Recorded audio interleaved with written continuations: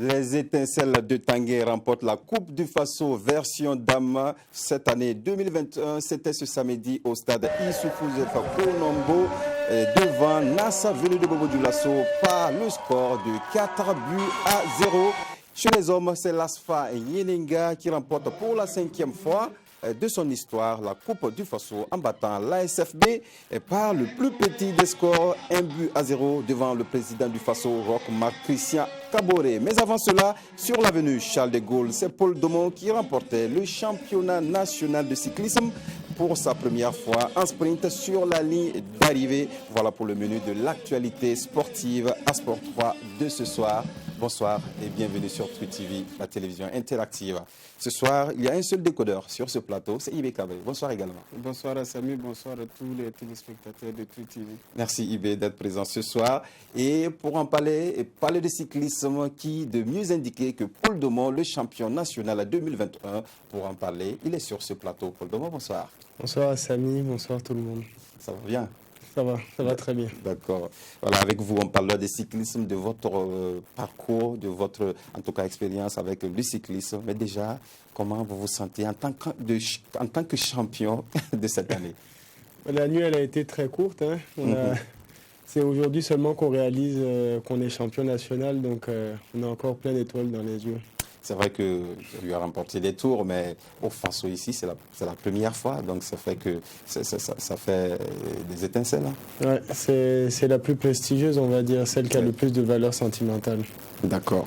On y reviendra au cours de cette émission pour le moment. Pour le moment, on s'intéresse au football et avec la Coupe du Faso version dame, on va voir le résumé de cette finale jouée au stade Issoufou Joseph Konombo. Je l'ai dit tantôt, cette équipe des étincelles qui ont battu Nassa 4 buts à 0. En tout cas, voilà les 11 départs pour cette rencontre. Il fallait s'y attendre hein, puisque ces deux équipes n'ont pas le même niveau de jeu. C'est d'abord, on a les étincelles qui ouvrent la marque.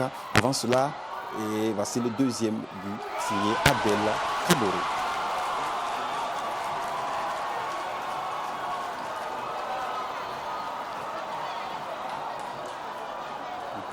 Elle a été présente, bien aidée donc l'essai. Et sur cette action, vous voyez, donc elle joue sur l'équilibre de la défenseuse et derrière le petit Pichenette et ça va faire donc l'ouverture du score pour les étincelles.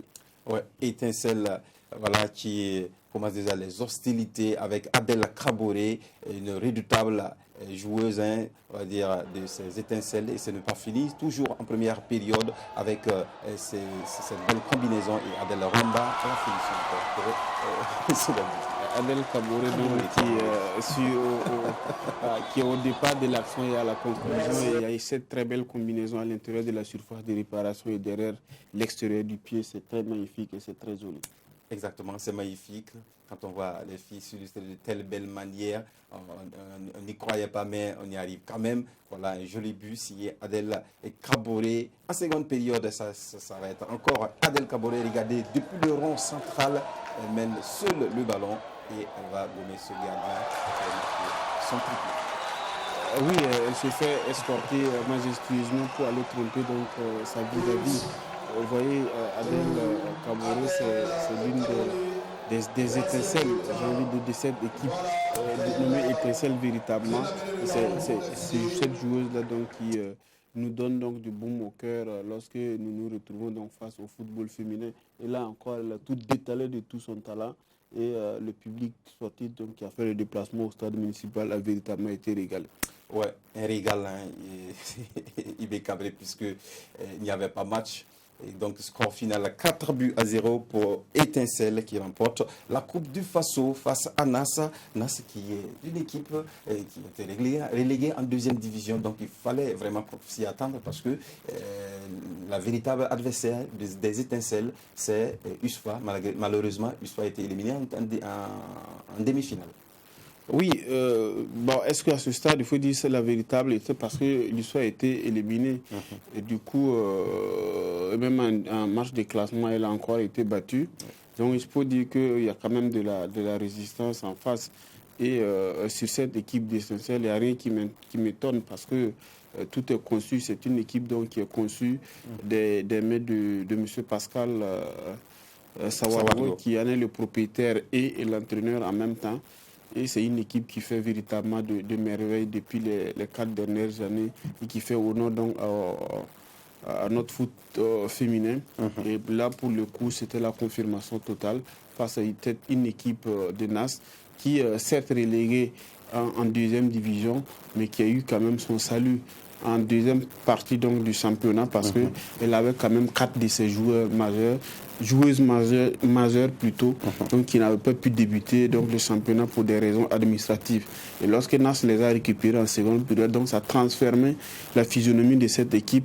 Et à l'arrivée, ça ne la sauve pas donc pour le championnat, mais ça quand même la propulse donc pour la Coupe du Faso. Et là, elle se retrouve en finale tout à fait méritée et logique. Malheureusement que l'adversaire du jour en face s'appelait quand même l'Étincelle, et l'Étincelle c'est un foudre de guerre dans le foot féminin.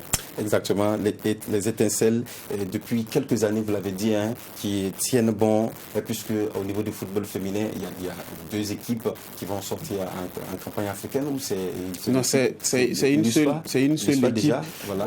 Au départ,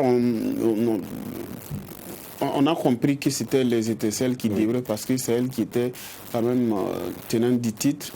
Et depuis ce qui se disait dans les coulisses, et à l'arrivée, le championnat du football féminin est allé très vite et est arrivé à son terme.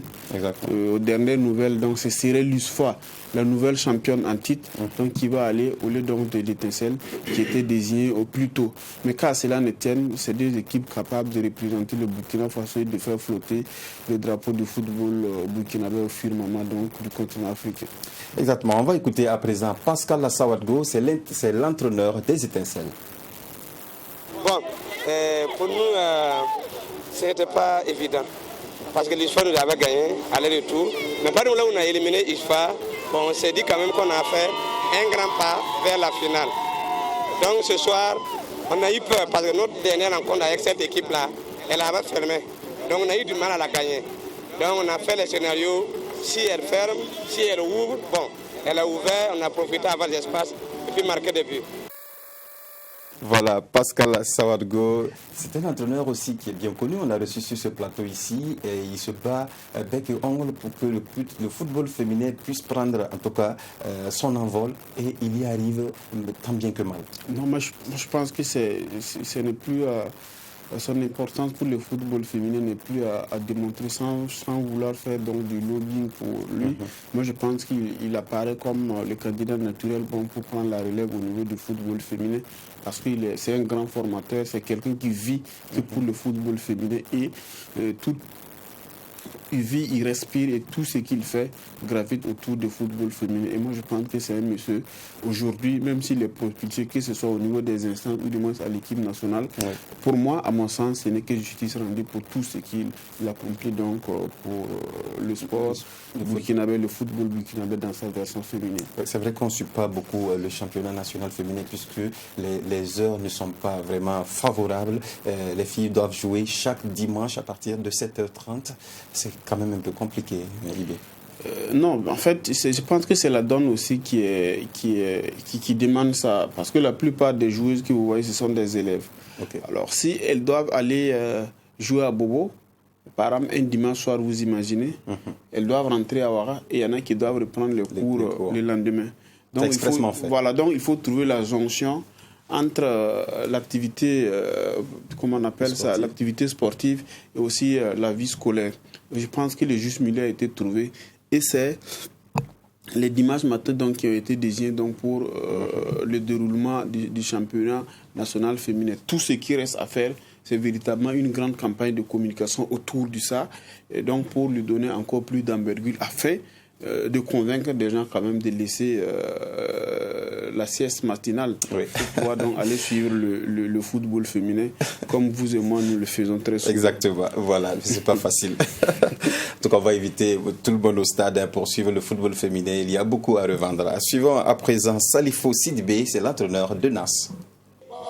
Toujours c'est des sentiments de déception après avoir bataillé dur, arrivé en finale et venir perdre de la sorte. Bon, certes, peut-être qu'on n'a pas su nous prendre tôt, mais maintenant, on va repartir à la maison reprendre à zéro le travail. Et puis bon, déjà qu'on est relégué en 2-2, il faut travailler avec les jeunes pour trouver les moyens pour revenir encore en 2-1. Voilà, Salifou Sidibé, on a espoir que Nas va revenir en première division au vu des derniers matchs de la Coupe du Faso où ils sont arrivés en finale. Vous savez, c'est très difficile.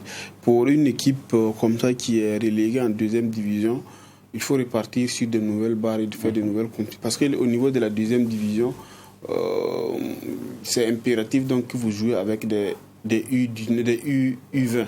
Oui. Donc, du coup, lorsque vous regardez la majorité des joueuses, il y en a qui ont légèrement au-dessus de 20 ans. Oui. Donc, il faut libérer tous ces joueurs-là qui sont au-delà de 20 ans et puis essayer de faire une nouvelle recrue. Et vous savez, ce n'est pas facile au niveau de la formation pour le football féminin. Donc, je vais dire qu'ici, ça va être difficile pour Nas. Maintenant, on espère donc qu'ils auront le nez creux et la vision nécessaire pour se remobiliser et puis construire rapidement une équipe très compétitive qui va donc la permettre de revenir donc au premier plan. Très rapidement, en tout cas, il faut que Nas revienne en première division. Paul Domon, vous suivez le football exactement également? Oui, je ne suis pas un spécialiste, mais je m'y intéresse de plus en plus. Ah ouais.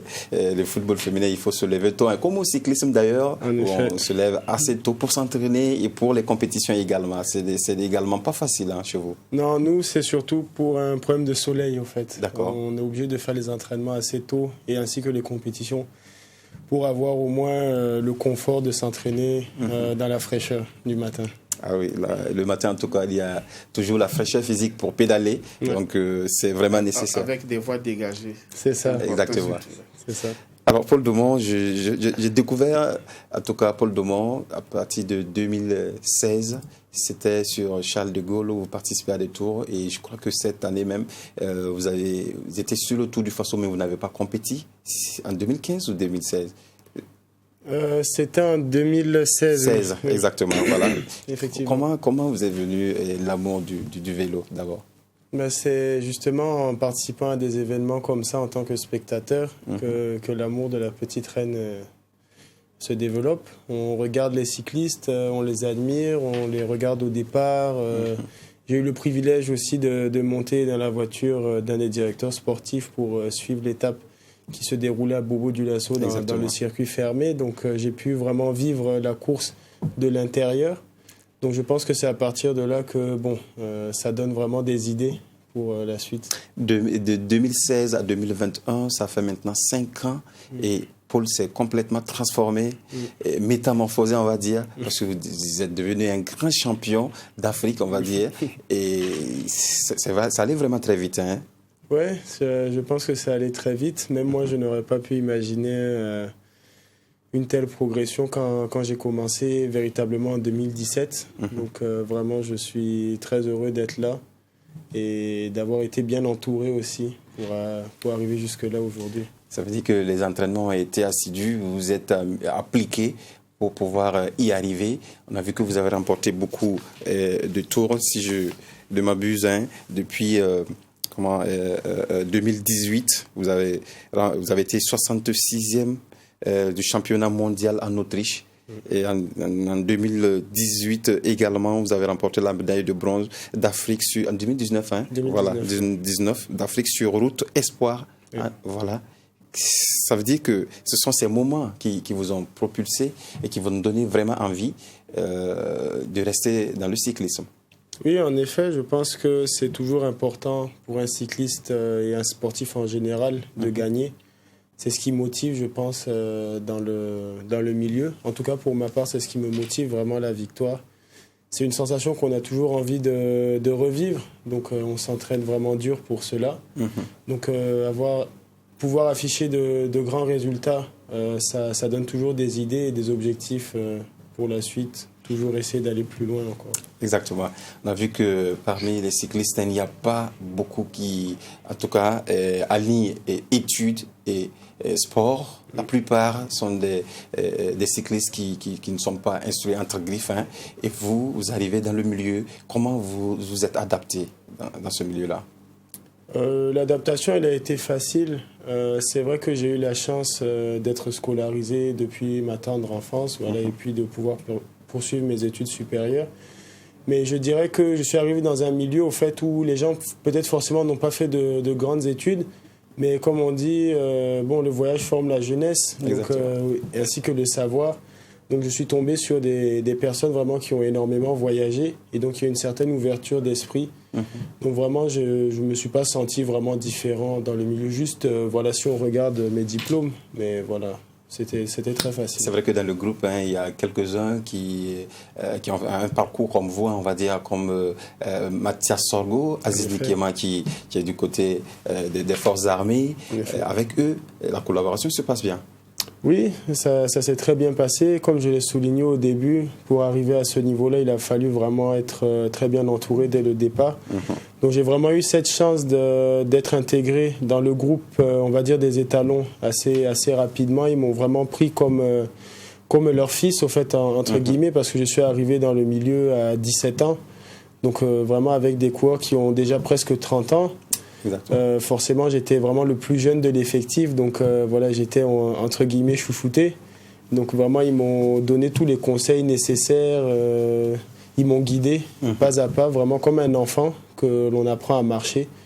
Donc vraiment, je suis très content d'avoir eu des devanciers comme ça. Oui, et on se rappelle en 2017, votre premier Tour du Faso, vous étiez dans l'équipe B. 2018, exactement, voilà. Vous étiez dans l'équipe B où vous avez montré votre capacité et l'année qui a suivi, vous avez intégré l'équipe A. Et là également, ça a été vite fait. Oui, ça a été vite fait. En 2018, c'était surtout pour apprendre le métier. C'était mon premier Tour du Faso, donc il fallait, je pense, ne pas vouloir sauter les étapes. Démarrer dans l'équipe B, c'était déjà bien suffisant. J'étais vraiment parti dans l'objectif d'épauler les coéquipiers. Heureusement, ça a fonctionné avec Mathias Sorgo. Oui. J'ai pu vraiment découvrir le Tour du Faso pour une première édition avec la victoire d'un des coéquipiers. Donc je pense que ça a été aussi très important pour moi pour la suite de ma carrière parce que j'ai pu voir comment se gagner une grande compétition telle que le Tour du Faso. Donc l'année suivante, avec les résultats que j'ai pu obtenir sur les différentes compétitions africaines, il a été décidé avec l'encadrement technique de m'intégrer dans l'équipe A pour être encore plus proche de mes coéquipiers dans le but de remporter le titre. Exactement. Et cette année, au championnat national, comment s'est faite cette préparation pour remporter ce titre ? La préparation se fait depuis le début de la saison, je peux dire, en participant à beaucoup de compétitions sur le continent africain. J'ai eu la chance en 2021 de participer à toutes les sélections nationales qui ont été créées. Donc vraiment, j'ai saisi toutes les opportunités pour vraiment donner le maximum de moi-même parce que je sais que c'est à partir de maintenant que se travaille le championnat national et le Tour du Faso.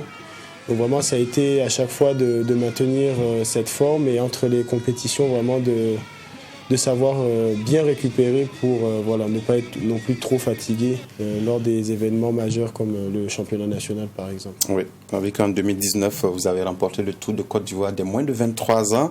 Et vous avez remporté 2 étapes sur le Tour Chantal Biya, c'était en 2020. Et également 2 étapes sur le Tour du Mali en 2021. Et vous avez remporté le Tour du Bénin. Racontez-nous cet épisode. Comment ça s'est passé puisque vous avez été le leader de ce tour? Oui, on peut dire que l'expérience du Tour du Bénin s'est très bien passée pour nous. On avait, au départ du Tour du Bénin, on avait décidé de constituer une équipe forte pour aller représenter le Burkina Faso. Parce que normalement, il devait y avoir des équipes venues d'Europe, ainsi que l'équipe du Cameroun.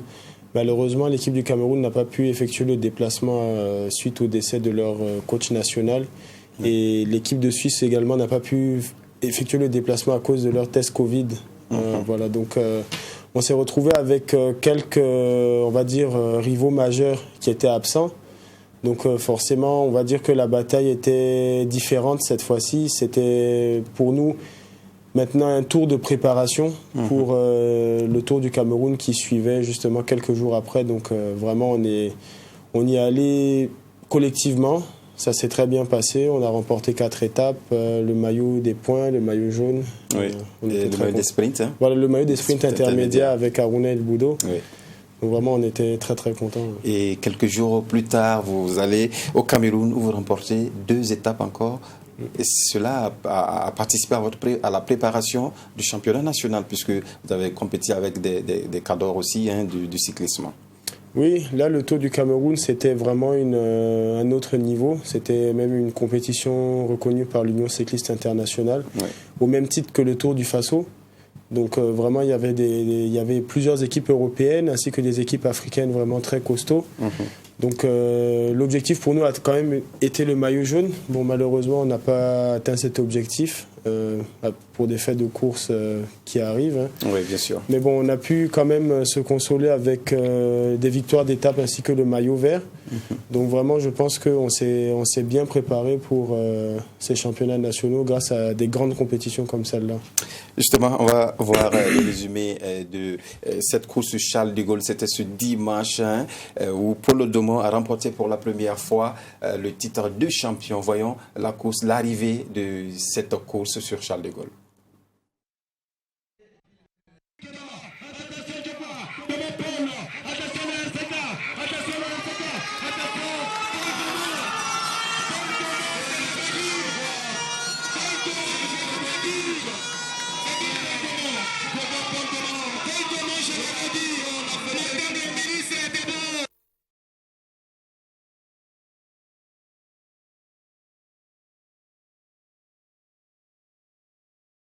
Voilà, Paul Odomon qui remporte ce tour et cette course plutôt.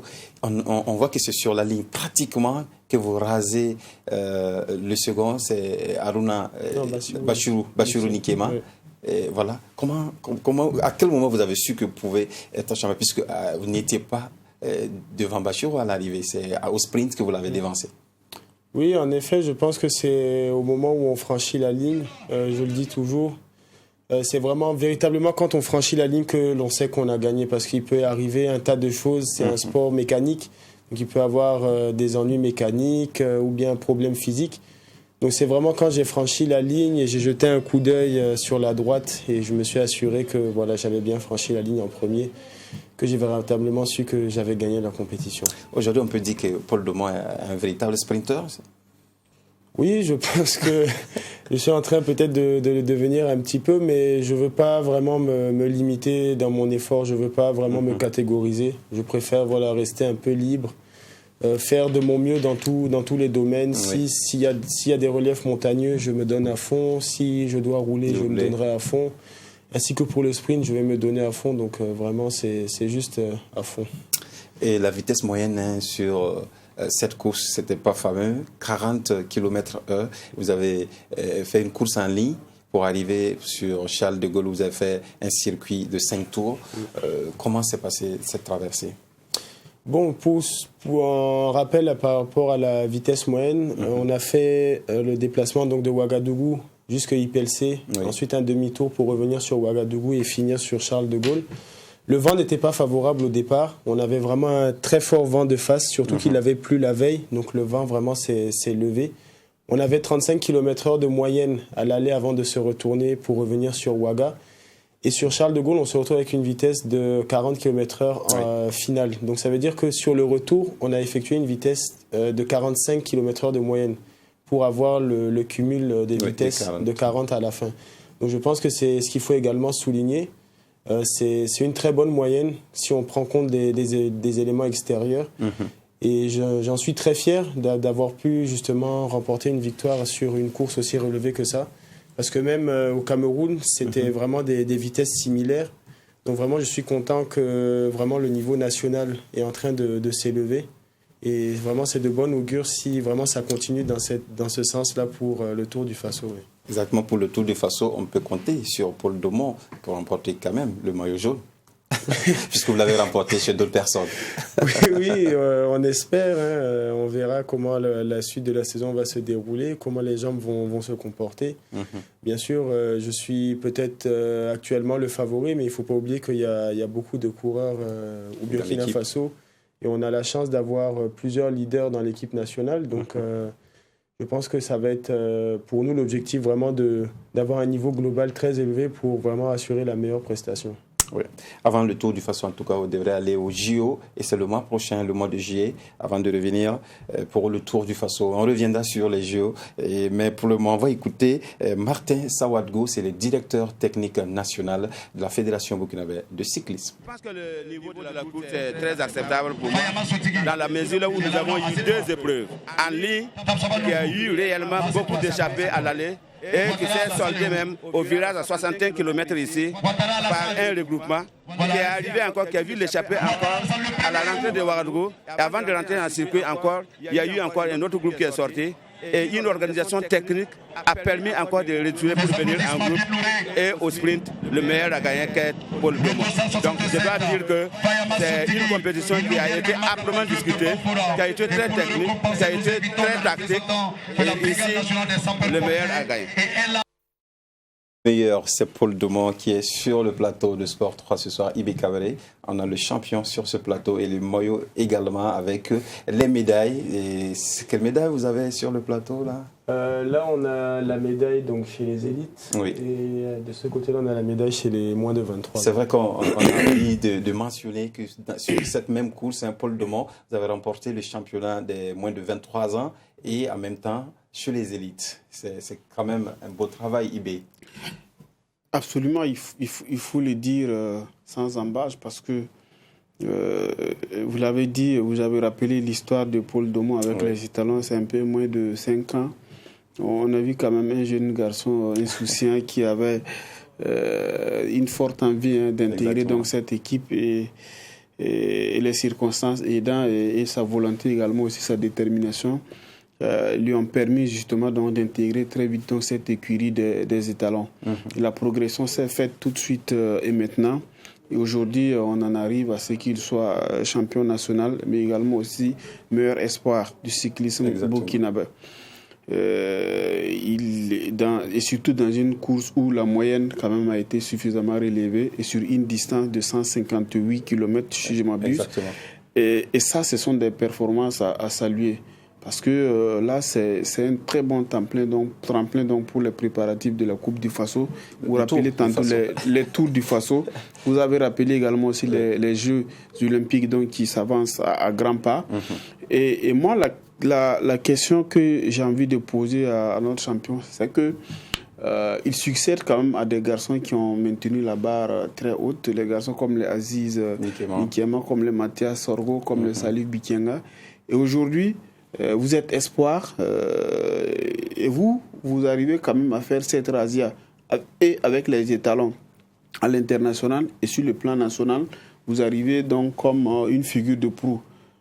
Et quand on regarde la Coupe du Faso qui s'avance à grands pas et qu'on a le devoir... Tour du Faso, le Tour du Faso, et on a le devoir donc de relever les défis et de faire en sorte que le maillot jaune reste au Burkina. Comment on se sent lorsqu'il y a toute cette attente-là vis-à-vis de vous en tant qu'athlète? Bon, finalement, je pense que c'est beaucoup de pression. Hein, on va pas se le cacher. Chaque compétition, il faut à son lot de pression. Mais je peux dire que j'ai la chance de vraiment compter sur un collectif très soudé. Et ça, et vraiment, je tiens à le souligner parce que vraiment, cette pression, j'ai la chance de pouvoir la délivrer un peu à mes coéquipiers parce que voilà, je peux compter sur eux. À force de gagner et d'obtenir de bons résultats, je pense que voilà, mes coéquipiers aussi ont confiance en moi. Donc lors des grandes compétitions comme ça, vraiment je peux compter sur leur soutien. Donc bon, on avance, on va dire, un peu plus sereinement lorsqu'on sait qu'on est bien entouré. Mais la pression reste élevée quand même, surtout quand on est jeune. Mais comme vous l'avez dit, j'ai la chance d'avoir des devanciers qui ont eu cette expérience aussi auparavant et qui savent comment gérer cette pression et qui sont vraiment très ouverts d'esprit et qui n'hésitent vraiment pas à me donner les meilleurs conseils en toute sincérité pour vraiment y arriver dans les meilleures conditions. Ouais. Alors moi je reste aussi admiratif par rapport à l'état d'esprit d'ensemble. Lorsque dans une compétition comme le Tour du Bénin, le groupe se rend compte qu'il y a quand même des absences et non les moindres qui se sont fait signaler. Et il décide d'en faire donc un tremplin pour les préparatifs des tours suivants. Et effectivement, à l'arrivée, ils font la razzia complètement donc, dans ce trou. Donc ça veut dire que c'est un collectif qui a conscience que le cyclisme burkinabé est à un niveau où ils n'ont pas le droit donc, de revenir à un certain... voilà. Donc ils ont conscience qu'ils doivent toujours travailler à maintenir le cap et faire donc du cyclisme burkinabé la petite reine, comme on aime à le dire donc, dans les argots. Et moi, ça, c'est un état d'esprit donc, qui me fascine. Et s'il continue comme ça, c'est sûr que même aux Jeux olympiques, on a beaucoup d'espoir et on va prier beaucoup. Exactement. Que voilà, c'est des gens qui pourront hisser donc le drapeau donc, du Burkina très haut. Vous parlez de cette solidarité. On a vu sur le Tour du Faso 2018, je crois, Haruna Ilboudo qui avait le maillot jaune sur ses épaules. Si je ne m'abuse, c'est 2018, non? Haruna Ilboudo, c'était 2016. 2016 oui. Ou Mathias Sorgo en 2018. Mathias Sorgo en 2018. Je me rappelle en tout cas que Haruna Ilboudo, il avait le maillot avec une avance de 2 secondes et les coéquipiers ont fait un travail voilà, d'équipe pour qu'ils puissent garder le maillot. Et c'était vraiment salutaire. Oui. En tout cas, pour le moment, on reste avec vous. Vous restez avec nous sur ce plateau, voilà, mais on va aller au football avant de revenir sur vous. Et là, on parle de Coupe du Faso, comme IB est pressé de parler de Coupe du Faso. Et chez les hommes, voilà. Il y a de quoi être pressé. Il y a de quoi être pressé. D'accord, on verra. C'est l'Aswa Elenga donc qui gagne. Donc il a raison.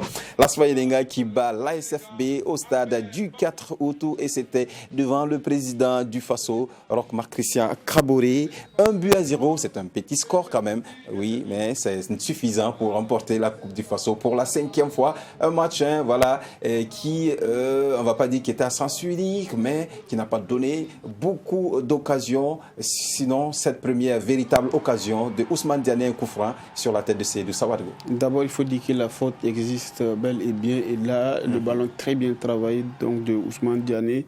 Et au second poteau, la tête croisée de Seydou Sawadou, où l'ouverture du score, synonyme quand même donc, de victoire finale, qui permet à l'Asfa Elenga de décrocher le trophée et de signer donc, son ticket pour la campagne africaine. Oui, puisque c'est le seul but de la rencontre. Voilà, le stade en ébullition et l'Asfa Elenga qui pousse toujours avec ce corner qui ne donne rien. Oui, c'était quand même un coup franc demi-corner, il faut le dire. Et là, on voit que l'ASB ne tire quand même pas les enseignements du premier but. Ils ont failli sur ce coup encore donc se faire punir. Sauf que l'attaquant n'a pas été très juste et le ballon donc est passé légèrement à côté. Réaction de l'ASFB avec cette frappe de Ibrahim Souri, mais trop pas appuyée pour tromper le portier.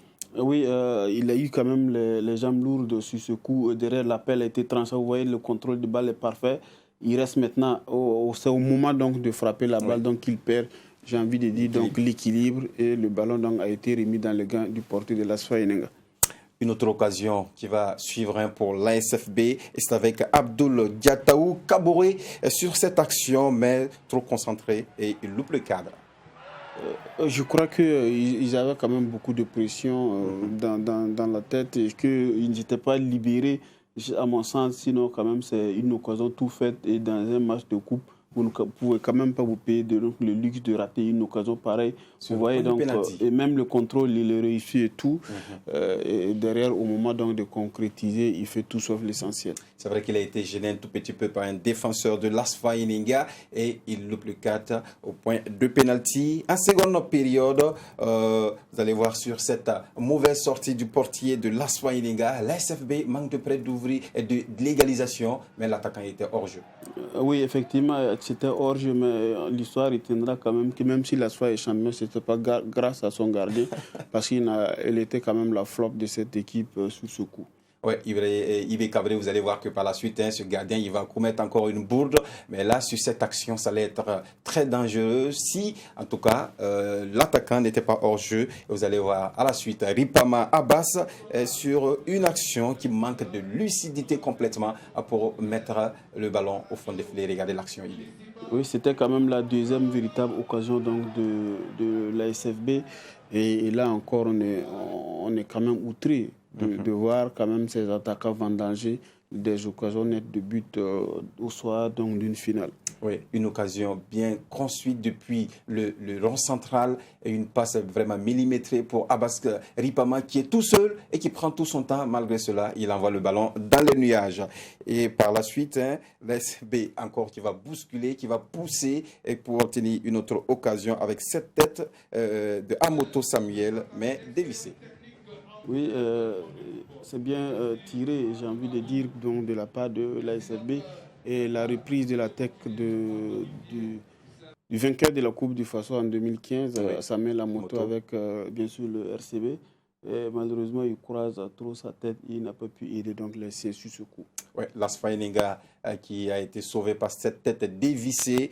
Sinon, voilà, l'ASFB allait revenir à la marque. Mais il y aura une dernière occasion pour l'ASFB sur cette frappe et le portier de l'Asfa Eninga, comme l'avait dit Ibé, qui se saisit en 2 temps. Oui, il y a quand même, la frappe, même si elle a été cadrée, ça manquait de puissance. Oui. Mais ça a été aussi suffisant donc, pour que le gardien prenne la balle en 2 temps. C'est comme je l'ai déjà dit, ce n'était pas quand même un grand gardien des grands choix, sauf que le collectif donc, a beaucoup été positif et que ça a permis à l'Asfa Eninga de s'en tirer à bon compte. L'Asfa Eninga maîtrisait son adversaire ou c'était une chance puisque le portier ne vous a pas aidé comme vous l'avez dit? Non, ils ont peut-être aussi eu la chance que les attaquants n'ont pas été suffisamment adroits. Sinon, sur les quelques rares sorties, donc je ne vais pas l'accabler, ils ont été vainqueurs, on va les laisser savourer. Mais personnellement, il ne m'a pas convaincu sur ce jour. Peut-être que habituellement, c'est un gardien qui a l'habitude de bien faire, mais au soir donc, de la finale, je ne l'ai pas reconnu. Voilà, sur quand même les rares occasions qu'il a concédées. Donc il a fait preuve d'une grande fébrilité qui aurait pu coûter de la Nivekina à l'Asfa Eninga. Qu'à cela ne tienne, l'Asfa est champion pour la 5e fois. Écoute, et remporte la Coupe du Faso, on va dire. Oui, l'Asfa remporte la Coupe du Faso, c'est mérité, on va le dire au passage, parce que elle revient quand même de loin, cette équipe de l'Asfa Eninga. En début de saison, on a vu les moyens qui ont été déployés à ce niveau pour les recrutements.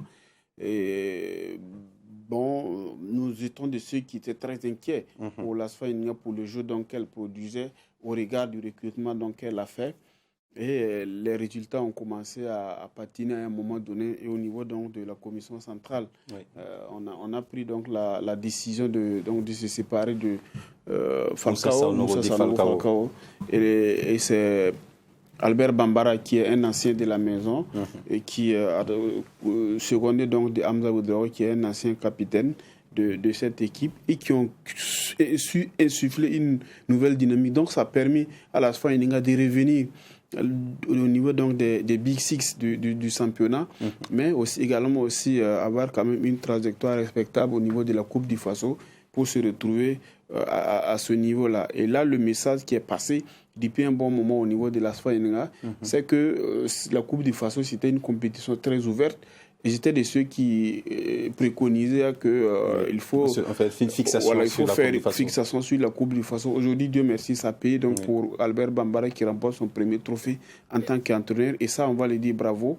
Et également aussi l'organisation qui entoure. Il y a les supporters, il y a aussi l'équipe dirigeante qui met beaucoup de moyens et qui accompagne l'encadrement technique. Et pour le coup, la monnaie de leur pièce leur a été rendue. On va dire bravo à l'Asfa Eninga. Et c'est une victoire méritée. Oui, une victoire méritée, une coupe méritée pour Albert Bambara, qu'on va écouter. Albert Bambara, l'entraîneur de l'Asfa Eninga. Vous savez que j'ai pris l'équipe en milieu de saison.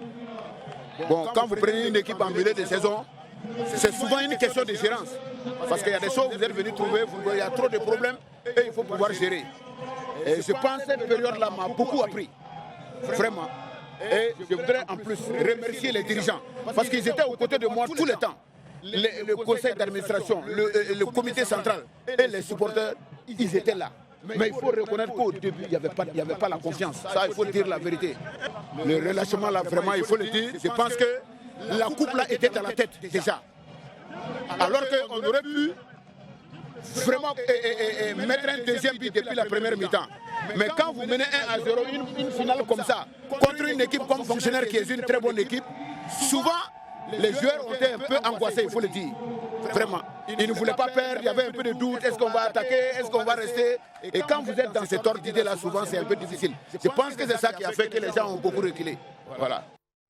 Albert Bambara, on ne sent pas la joie sur son visage, mais beaucoup de mouvements. Albert Bambara qui n'est pas facile en interview. Oui, en fait, c'est quelqu'un qui ne triche pas avec ses émotions. Exactement. Et lorsqu'il est face à la presse, il transmet donc l'énergie, toute la vivacité de la personne qu'il est. Mais en même temps aussi, c'est l'aboutissement d'un travail accompli et c'est aussi le dénouement d'une situation qui n'a fait que trop durer parce que quelqu'un qui est passé à côté d'être viré, on a vu les noms circuler. Après le départ, bien entendu, de Moussa Sanogo Falcao, des noms ont circulé, donc comme des gens qui séjournaient à Ouaga pour les remplacer. Donc, c'est jamais facile, puisque de toutes les façons, ça ne se discute pas avec les staffs techniques. Oui. Il y a l'équipe dirigeante qui fait ces mouvements. Et tout ça, ça a été relayé par la presse, par les internautes. Ils suivent. Et maintenant, aujourd'hui, il a la possibilité de dire à qui des droits en face. À un moment donné, vous avez douté de moi. Moi, je vous ai offert ce que vous attendez donc de mieux pour cette équipe de la Sfaïninga. Et moi, je pense aujourd'hui qu'il rentre dans les cercles restreints des entraîneurs quand même nationaux qui ont réussi à remporter un trophée avec la Sfaïninga. Et pour le coup, on va le dire bravo à lui, bravo à Hamza Ouedraogo. Exactement, je voulais parler de Hamza Ouedraogo, que peut-être on oublie, mais il fait beaucoup sur le terrain puisqu'il seconde Albert Bambara. Vous savez, toutes les périodes de gloire de la Sfaïninga, c'était avec Hamza Ouedraogo au cœur du projet. Entre 2008 et 2013, où la Sfaïninga quand même atteint son apogée, son épopée plutôt, Hamza Ouedraogo a été à un moment donné capitaine de cette équipe. Et il a tout vu avec cette équipe. Il vit et il respire donc la Sfaïninga.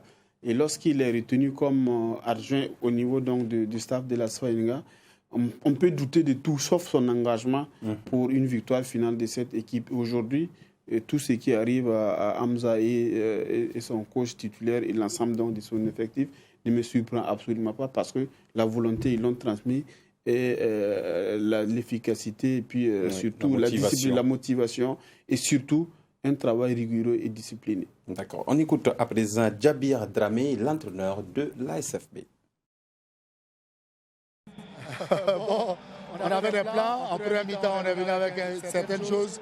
En deuxième mi-temps, on a essayé d'améliorer, mais on n'avait pas la chance du vainqueur aujourd'hui. Oui, c'est un bilan satisfaisant pour ma part. Je pense qu'on a fait de grandes choses. Je pense que les garçons ont fait tout ce qu'ils pouvaient faire, ils se sont donnés. C'est la loi du sport, il faut tomber un jour. Le jour est mal tombé, c'est tout. Oui, partiellement, parce qu'on a encore un point à engranger à Bobo Dioulasso pour avoir notre maintien. On va se battre pour le faire et puis voilà, la saison est satisfaisante, on remercie Dieu.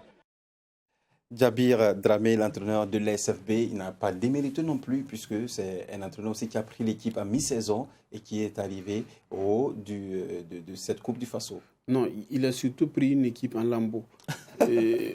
Une équipe qui n'avait plus de repères, une équipe qui était au bord du gouffre, une équipe donc qui a prêté ses armes donc, pour rejoindre la deuxième division. Il est arrivé, il a donné un second souffle à l'ASFB. Ils ont fait une série impressionnante de matchs sans victoire dans le championnat. Et ce qui arrive en Coupe du Faso, c'est l'aboutissement de tout ça. Et aujourd'hui, je le voyais verser des larmes après quand il a reçu la médaille. J'imagine donc qu'il aurait aimé remporter donc cette Coupe du Faso. Mais pour moi, cela n'enlève en rien le grand travail donc qu'il a abattu de ce côté-là. D'abord pour permettre au club de se maintenir, puisque c'est presque fait. Ils sont à un point donc du maintien. On espère donc pour eux que ça va marcher. Et là aussi, se retrouver donc en vice-champion du Burkina au niveau de la Coupe du Faso, avec la cagnotte derrière donc, qui permet à la Sfaïninga d'engranger. Non seulement ça va les permettre d'éponger les derniers salaires donc, de la saison, mais également aussi préparer pourquoi pas un bon mercato pour un retour en force lors de la saison prochaine. D'accord.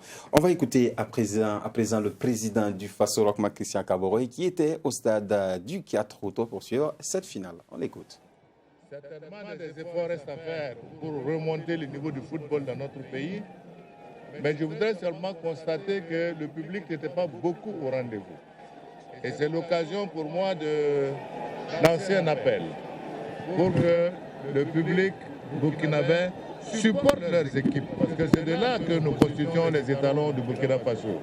Donc cela est important et je voudrais en tout cas remercier tous ceux qui ont fait des déplacements de stade, féliciter les équipes pour le beau match qu'ils nous ont offert et souhaiter en tout cas que l'année prochaine, nous ayons une coupe beaucoup plus dynamique que ce que nous avons vu aujourd'hui. Voilà ce que je peux dire du constat que j'ai fait donc ce soir.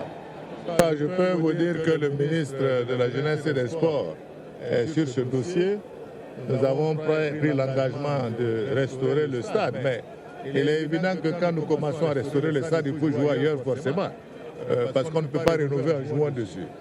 Donc je pense que c'est une amertume passagère.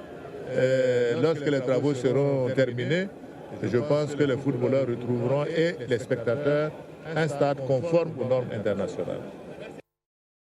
Son Excellence Rochma Christian Kabore. Un lapsus peut-être, il parle du ministre de la Jeunesse et des Sports.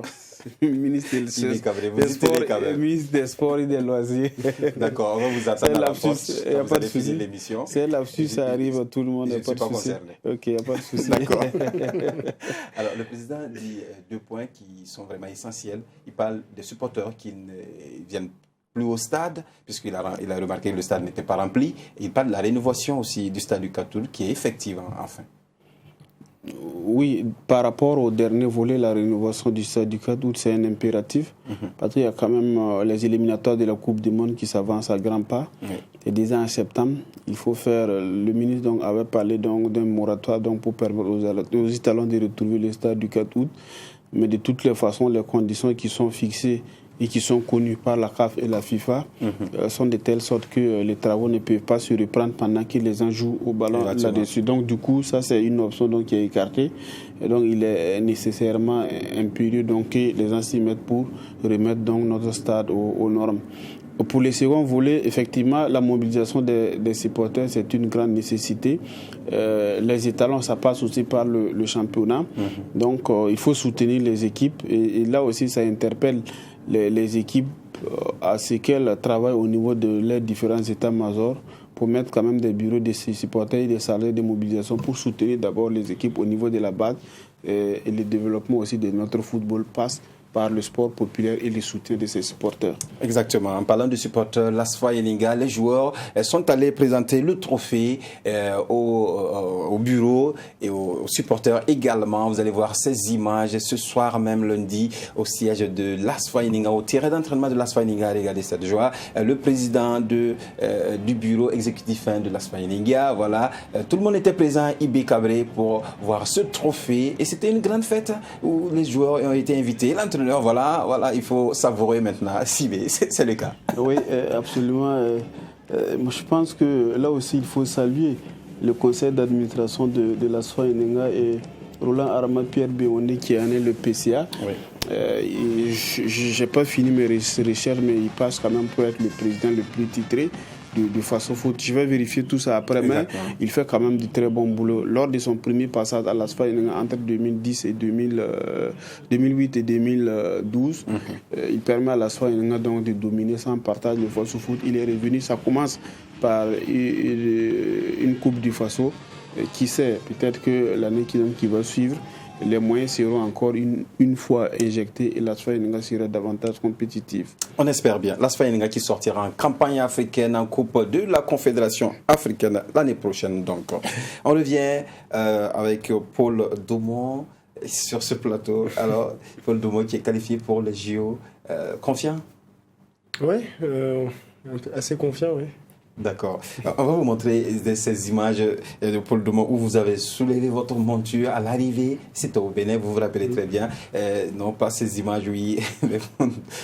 Et je crois bien que ce sont ces images, puisque à l'arrivée, oui, Paul qui va soulever sa monture sur la ligne d'arrivée. Vous allez voir si la réalisation nous permet, bien sûr, puisque voilà, Paul Domon, c'est cette image exactement. Vous allez voir Paul Domon. Vous allez nous aider à commenter comment l'inspiration vous est venue de lever votre monture et traverser la ligne. Voilà. Ici, voilà, c'est un peloton, en tout cas un peu dispersé. C'est à quelques encablures de l'arrivée. Paul Domon qui est dans le lot. Le travail d'équipe qui voilà, se poursuit. Et là, il s'est rassuré donc il est hors de danger. Avec un critérium. C'est un critérium. Du coup, il soulève donc le trophée. Pour beaucoup, c'est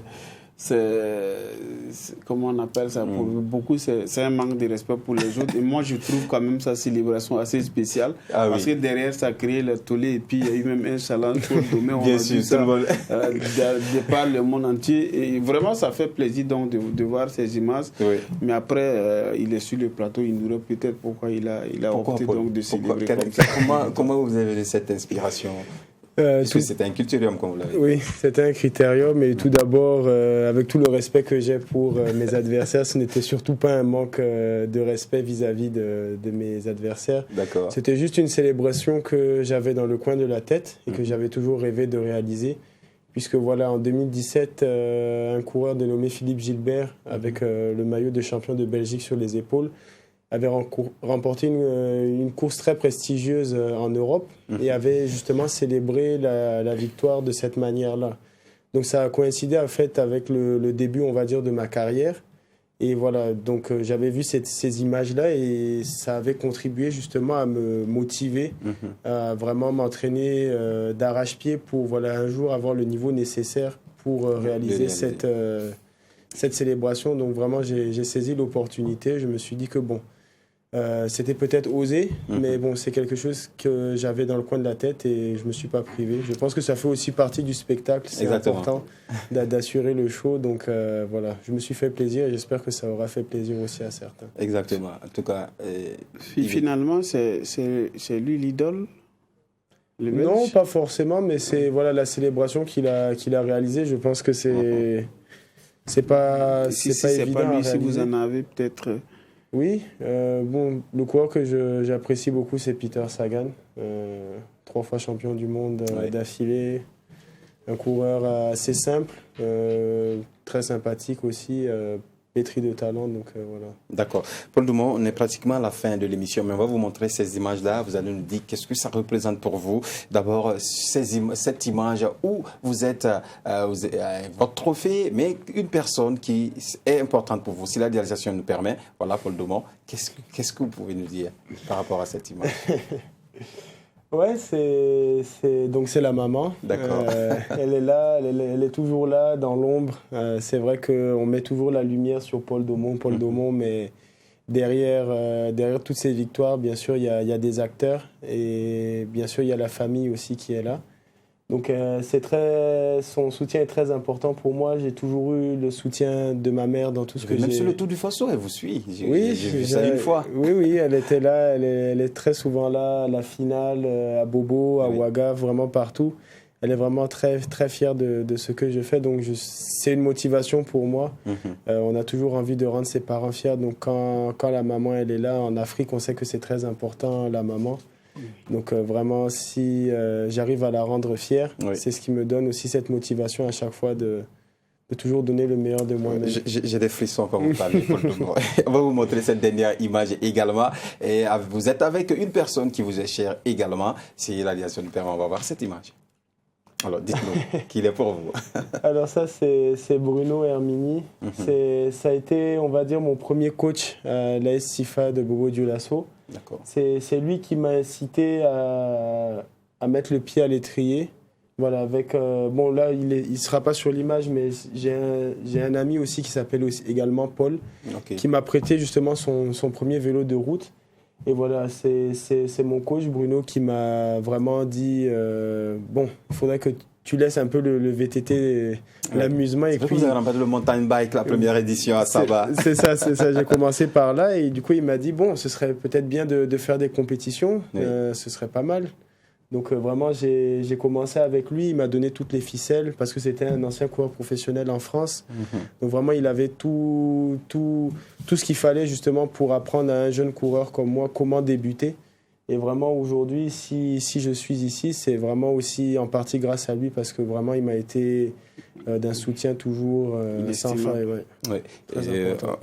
On a vu aussi qu'une personne qui était vraiment importante pour vous, il s'agit de Feu Ducreux, voilà. Et vous avez dédié votre maillot jaune même du Tour du Bénin à Feu Ducreux.